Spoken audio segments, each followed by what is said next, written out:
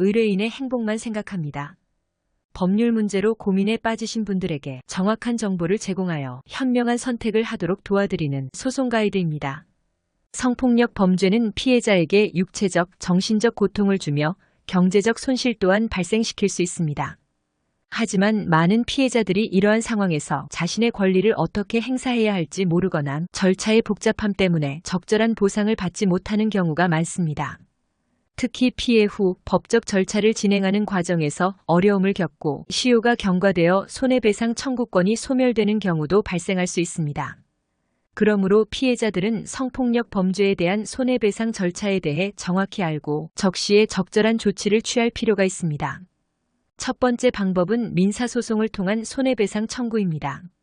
성폭력 피해자는 민사소송을 통해 가해자에게 손해배상을 청구할 수 있습니다. 이때 피해자가 입은 경제적 손해뿐 아니라 정신적 피해에 대한 위자료도 청구할 수 있습니다. 그러나 여기서 중요한 것은 손해배상 청구권의 시효입니다.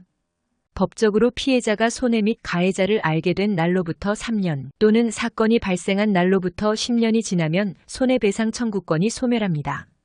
시효가 지나면 청구할 권리가 사라지므로 피해자는 가능한 한 빠른 시일 내에 법적 절차를 밟아야 합니다. 따라서 피해자나 그 대리인이 신속하게 손해 및 가해자를 파악하고 권리를 행사하는 것이 매우 중요합니다.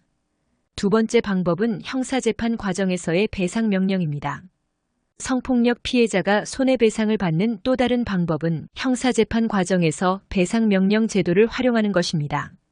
배상명령 제도는 피해자가 형사재판 절차 중에 별도의 민사소송을 제기하지 않고도 형사재판에서 손해배상을 받을 수 있도록 마련된 제도입니다.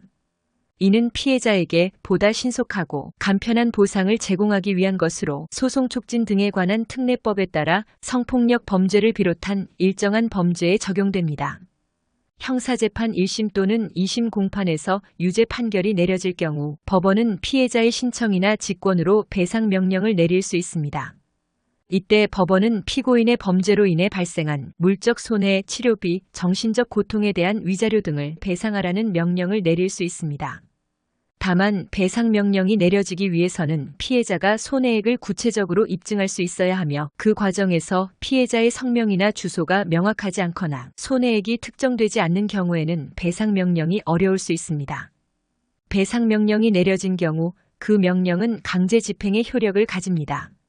즉, 피해자는 민사소송을 따로 거치지 않고도 배상 명령이 담긴 판결서를 통해 가해자의 재산에 대해 강제 집행을 할 수 있습니다. 이는 피해자가 신속하게 실질적인 배상을 받을 수 있도록 돕는 제도로 많은 피해자들이 이 제도를 활용하여 보상을 받고 있습니다. 따라서 성폭력 피해자는 배상명령 제도를 통해 형사재판 과정에서 손해배상을 신속하게 받을 수 있는 방법을 검토하는 것이 좋습니다. 민사소송과 비교했을 때 절차가 간소화되어 있고 형사재판과 연계되어 있어 보다 빠르게 보상을 받을 수 있는 장점이 있기 때문입니다. 성폭력 피해자가 손해배상을 받기 위한 다양한 방법을 활용하는 것은 피해자의 권리를 보호하고 신속하고 공정한 보상을 받을 수 있는 중요한 방법입니다. 피해자들은 자신에게 맞는 방법을 선택하여 법적 절차를 진행하는 것이 필요하며 법적 전문가의 도움을 받는 것도 고려할 만합니다. 소송 가이드는 법률적으로 문제가 될 수 있는 부분에 관해 상세히 설명을 드리고 그 해결책에 관하여 근거 법령 및 관련 법령을 제시하는 길잡이를 해드립니다. 항상 노력하는 자세로 의뢰인의 이익을 최우선하는 모습을 보여드리겠습니다. 소송에 대한 자세한 상담을 원하신다면 변호사 상담 신청을 누르시고 더 많은 정보를 보고 싶으시다면 소송 가이드 카페를 방문하시면 됩니다.